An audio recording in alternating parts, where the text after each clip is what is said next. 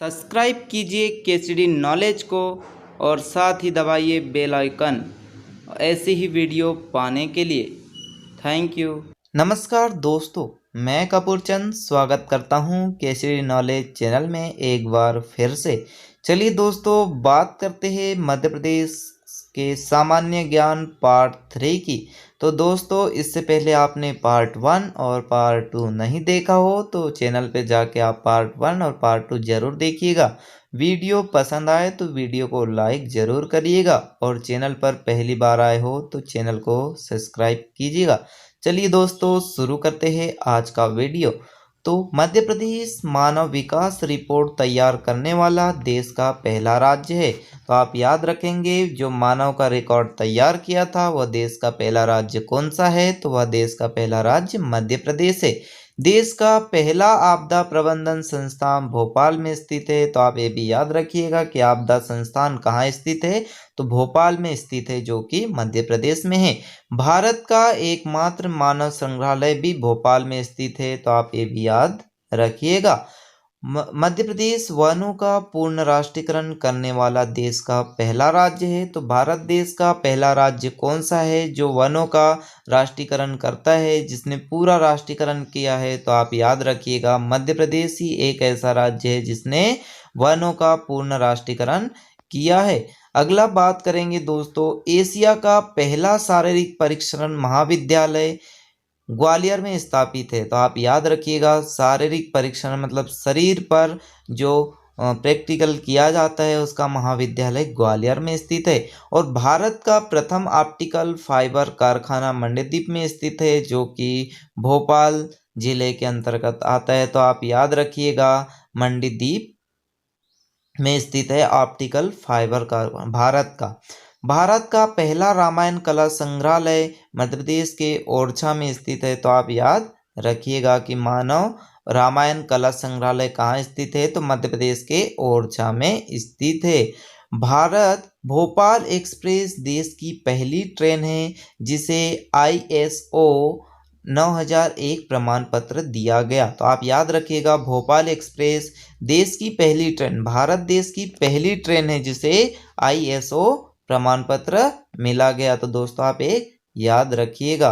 इसके बाद बात करेंगे, मध्य प्रदेश में एकमात्र ऋतु वेधशाला कहाँ स्थित है, तो मध्य प्रदेश के इंदौर जिले में स्थित है ऋतु वेधशाला। मध्य प्रदेश की ऊर्जा राजधानी सिंगरौली को कहा जाता है, जो कि एक पूर्वी जिला भी है। और मध्य प्रदेश की पर्यटन या ग्रीष्मकालीन राजधानी की बात करें तो पचमढ़ी को कहा जाता है। और मध्य प्रदेश की संस्कृति राजधानी की बात करें तो जबलपुर को कहा जाता है। तो आप याद रखिए कौन सी राजधानी किसे कहा जाता है। मध्य प्रदेश की मैग्नीज राजधानी की बात करें तो बालाघाट को कहा जाता है। मैग्नीज राजधानी बालाघाट को कहा जाता है। अगला बात करेंगे, मध्य प्रदेश के सिंगरौली बैठन में विंध्याचल ताप विद्युत केंद्र स्थापित है। तो पूछा जाएगा कि विंध्याचल ताप विद्युत केंद्र कहाँ स्थापित है, तो आपको आंसर करना है विंध्याचल ताप विद्युत केंद्र सिंगरौली के बैठन में स्थित है। और चांदनी ताप विद्युत केंद्र की बात करें जो कि नेपानगर बुरहानपुर में स्थापित है। तो आप ये भी याद रखिएगा। प्रदेश का पहला जल विद्युत केंद्र गांधी सागर जल विद्युत केंद्र मंदसौर जिले में चंबल नदी पर स्थित है। आप याद रखिएगा, मध्य प्रदेश में मंदसौर जिले में चंबल नदी पर स्थित कौन सा विद्युत केंद्र है, तो गांधी सागर जल विद्युत केंद्र स्थित है। आप याद रखिएगा।